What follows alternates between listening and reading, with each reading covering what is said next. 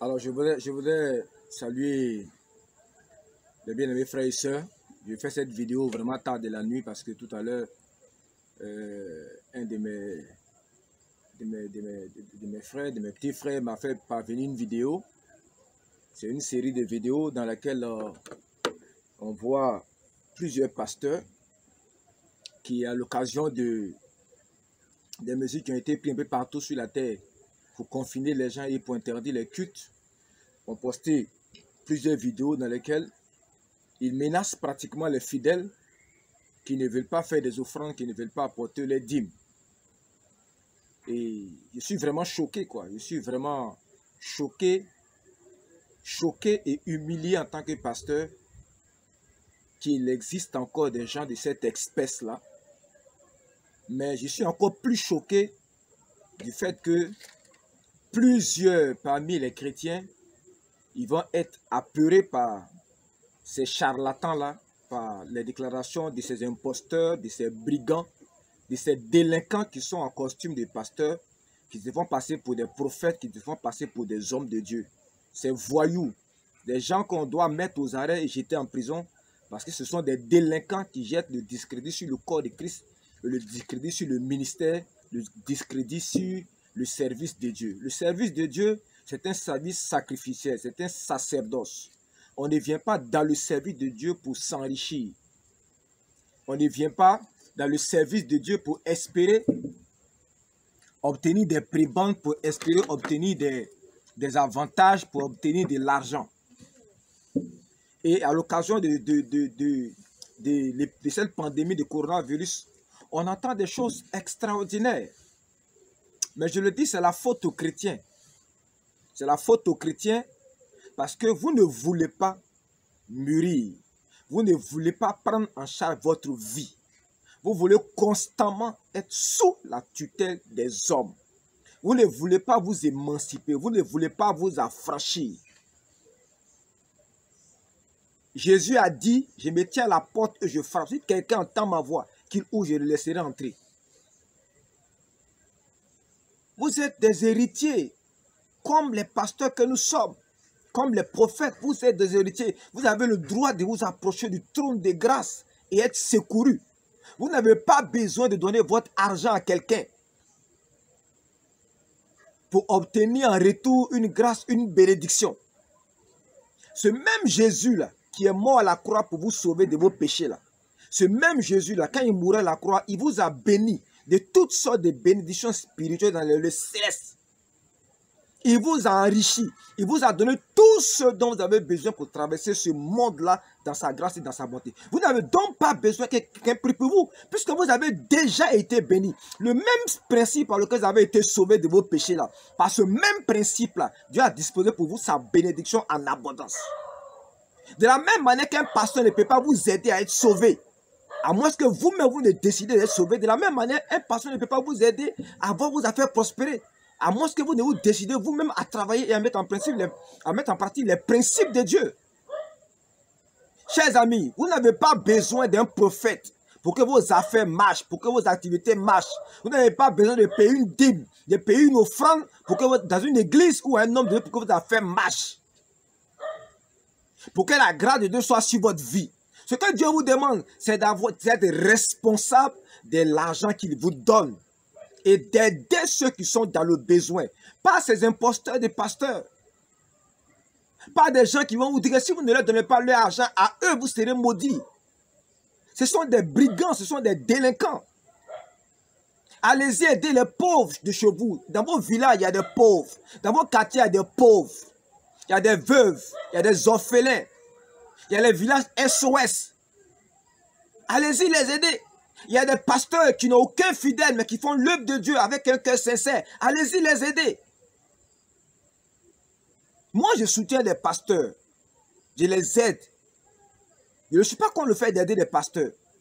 Mais je les aide dans toute conscience chrétienne. Et je ne les aide pas dans la perspective que si je les aide, Dieu va me bénir.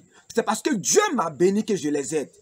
Je ne les aide pas pour obtenir quelque chose en retour parce que Dieu m'a déjà tout donné en Christ. Le principe de donner son argent là, c'est que c'est parce que Dieu m'a béni en Christ et à la croix. que je le sais avec mon argent. Je ne donne pas mon argent à l'église, à un pasteur, parce qu'en donnant l'argent, je garantis la prospérité de ma vie, mais la prospérité de mes affaires. J'ai déjà été béni. La bénédiction est mon partage parce que je suis un fils, je suis un héritier. C'est mon statut de fils et d'héritier qui m'accorde la grâce et la faveur de Dieu. Ce ne sont pas mes œuvres. Car le juste vivra par sa foi, pas par ses œuvres. Alors ces imposteurs-là, ces brigands-là, ils sont en train de vous intimider. Et vous devez arrêter de leur donner votre argent. Allumez votre cerveau, réfléchissez un peu, chers amis.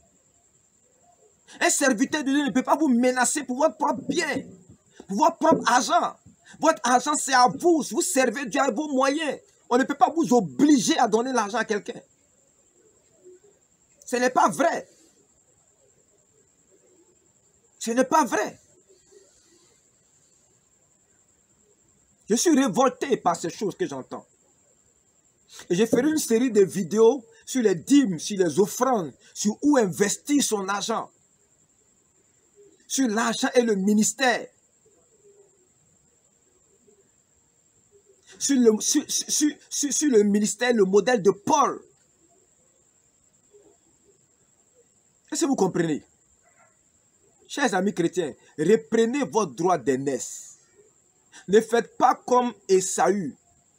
Ne soyez pas des gens profanes. Reprenez votre vie en main, je vous en supplie.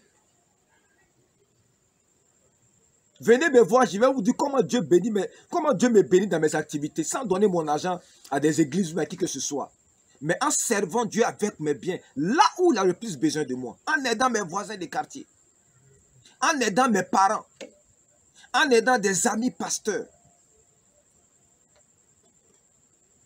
Est-ce que vous comprenez? Allumez votre cerveau, je vous en prie. Soyez des hommes, reprenez votre liberté, reprenez votre autonomie. Ne faites pas prospérer les brigands qui sont rentrés dans le corps de Christ. Ne faites pas prospérer ces fils de voleurs et ces voleurs qui sont rentrés dans le corps de Christ et qui portent des costumes. Et c'est un prophète Dotski, pour qui j'avais beaucoup d'estime. Je ne savais pas que c'était un brigand et un délinquant. Chers amis, réveillez-vous. Si vous ne pouvez pas tirer leçon de tout ce qui est en train d'arriver, qu'adviendra-t-il demain quand les situations seront plus difficiles que ce qu'on est en train de vivre? Reprenez votre liberté en Christ. Dieu vous a déjà béni. Vous n'avez pas besoin de l'onction de quelqu'un, vous n'avez pas besoin de la prière d'un être humain. Vous n'avez pas besoin de ça. Christ vous suffit. Et si l'esprit de Christ est en vous, là, ça vous suffit largement. Affamez vos pasteurs. Ceux que vous considérez comme étant des imposteurs, des brigands, des profiteurs, affamez-les. Vous allez voir qu'ils n'ont aucun brin de l'esprit en eux. Mais qui prospèrent sur vos peurs. Ils prospèrent sur votre crainte de Dieu. Ils sont en train de trafiquer avec vous, ils sont en train de frauder avec vous. Ce sont des écueils dans vos agapes, comme dit le livre de Jude. Ces pasteurs-là, vous devez les affamer. Vous verrez qu'il n'y aura rien. Contactez-moi, moi je vais vous montrer comment est-ce qu'on marche avec Dieu, comment on sert Dieu avec nos biens. Pour nous réserver des trésors dans les cieux. Et non pas des trésors sur la terre comme ils vous promettent. Et il dit qu'ils ont la capacité d'ouvrir les cieux et de les fermer.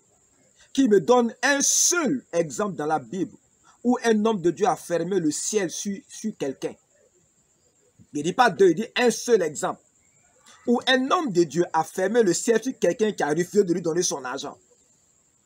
N'allez pas par l'exemple d'Élie, hein, parce qu'il a fait une vidéo sur Élie. Ce que vous racontez sur Élie, ce sont des mensonges. Élie n'a jamais fermé le ciel. La Bible dit, Élie pria. Et c'est Dieu qui l'a exaucé. Vous n'avez aucun pouvoir de fermer le ciel. Et moi, je vous défie. Vous n'avez aucun pouvoir de fermer le ciel. Et personne dans l'histoire de l'humanité n'a fermé le ciel sur un chrétien. N'a fermé le ciel sur un adorateur de Christ parce qu'il a refusé de lui donner son bien. Il n'y a aucun exemple dans la Bible, il n'y a aucun exemple dans l'histoire biblique. Et je vous mets au défi de me montrer un seul exemple. Chers amis, je vous en prie, chers chrétiens, réveillez-vous. Affranchissez-vous de ces imposteurs. Ne pensez pas qu'adorer Dieu, c'est aller s'asseoir dans un bâtiment et puis faire une offrande. Non. Jésus a dit, le temps vient où les vrais adorateurs, c'est en esprit, dans leur esprit et dans la vérité qu'ils adorent Dieu. Ce n'est pas avec les offrandes qu'on adore Dieu. Je suis désolé. Je suis désolé. On aura l'occasion, quand on va parler de la série L'Église, les offrandes et les dîmes, je vais vous expliquer ces choses-là pour que vous soyez libres et que vous puissiez adorer Dieu d'un cœur sincère. Que vous aidiez les pasteurs, non pas parce que vous allez recevoir quelque chose en retour, mais que vous aidiez les pasteurs parce qu'ils sont à la tâche, ils sont à l'ouvrage, ils sont en train d'aider des âmes à sortir des ténèbres, venir à la lumière. Vous les encouragez à travailler pour le royaume. Que ce soit la seule motivation qui vous pousse à donner votre argent à quelqu'un.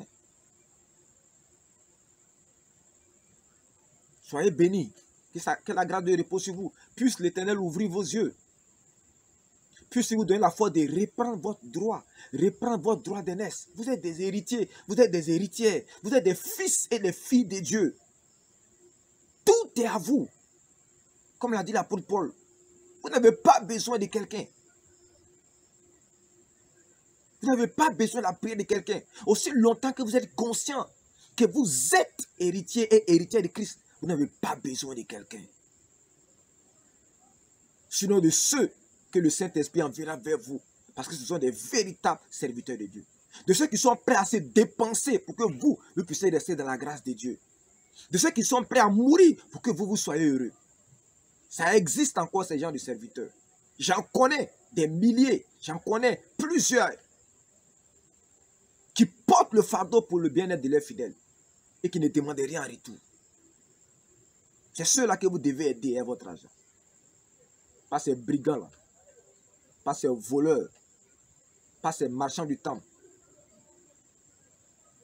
Que vous nourrissez, que vous encouragez, que vous fortifiez en vous soumettant à leur fantaisie